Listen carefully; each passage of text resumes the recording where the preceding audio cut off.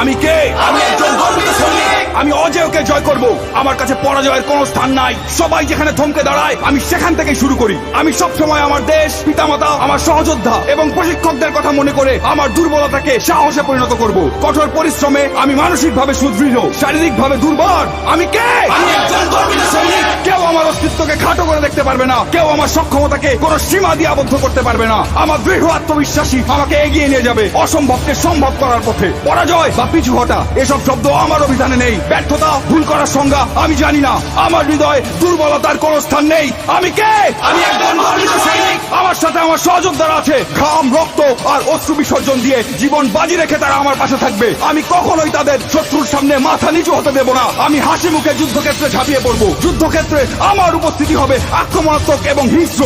শত্রু আমাকে দমিয়ে রাখতে পারবে না। আমি কে?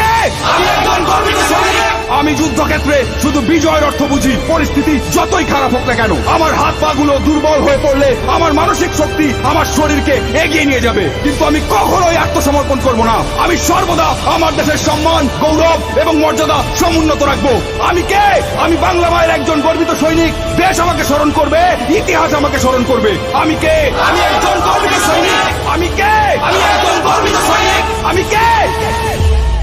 আমি একজন গর্বিত সৈনিক।